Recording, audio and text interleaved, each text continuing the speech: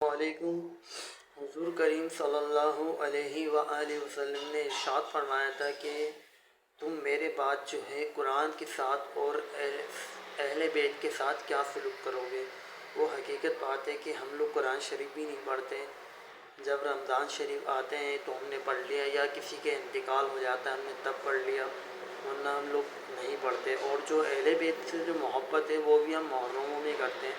اہل بیت اہل تشیع کی تو نہیں ہے، ہم سنیوں کے بھی ہیں، تو ہمیں چاہیے کہ ہر مہینے اہل بیت کی جو ہے وہ محفلیں سجایا کریں تاکہ اس سے برکت بھی ہمیں حاصل رہے، ہمارے بچوں کو بھی یاد رہے کہ اہل بیت کا گھرانہ یاد رہے، اور قرآن شریف بھی ہمیں پڑھنا چاہیے۔ تو اور میری کوئی بات آپ کو بری لگی ہو تو دل سے معذرت چاہتا ہوں، مگر ہمیں چاہیے کہ اہل بیت کی جو محفلیں ہیں وہ ہر مہینے سجایا کریں۔ تو شروع کرتے ہیں اللہ کے نام سے جو بڑا مہربان ہے، نہایت رحم کرنے والا ہے۔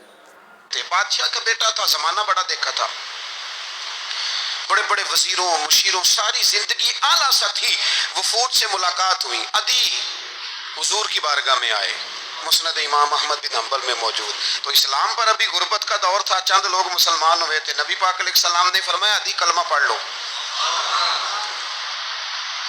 تو عدی کہنے لگے میں تو پہلے ہی ایک دین کا ماننے والا ہوں۔ حضور فرمانے لگے جس دین کے تم ماننے والے ہو اس دین کو میں تم سے زیادہ جانتا ہوں۔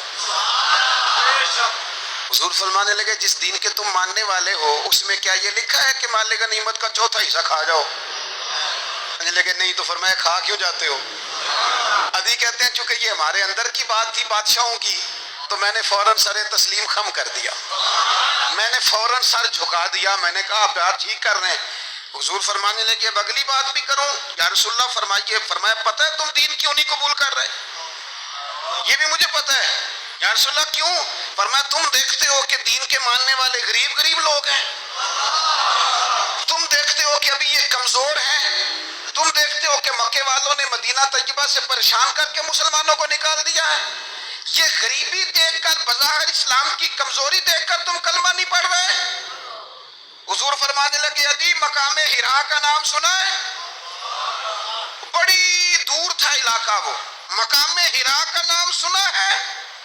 عدی کہنے لگے حضور سنا ہے پر وہ جگہ دیکھی نہیں۔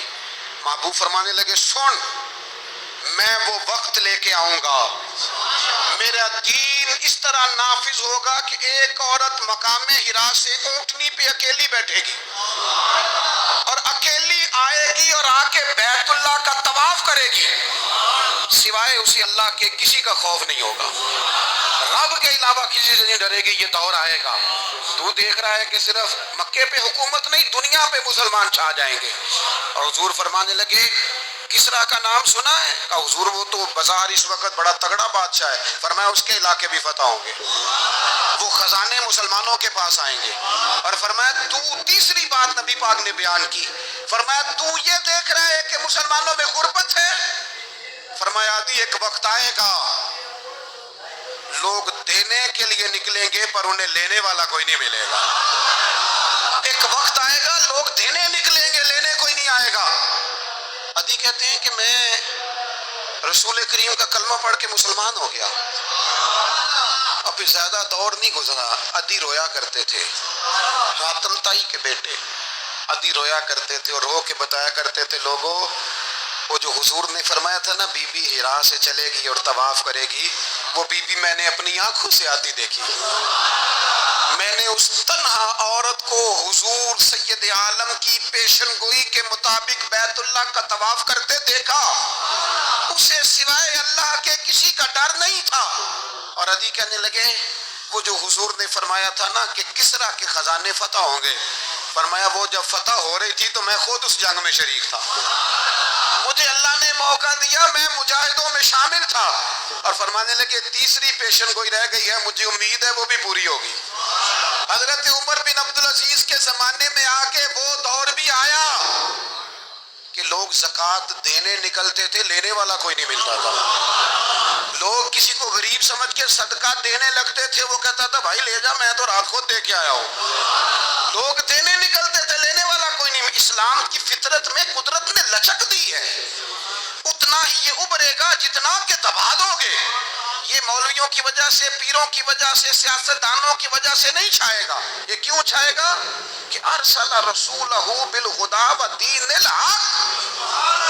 یہ اس لیے چھائے گا کہ اللہ نے بھیجا ہی حق کے ساتھ ہے، یہ آیا حق کے ساتھ ہے، لہذا چھا جائے. اگر آپ سب کو ویڈیو پسند آئے تو لائک، کمنٹس اور جو ہے سب چینل سبسکرائب ضرور کر دینا.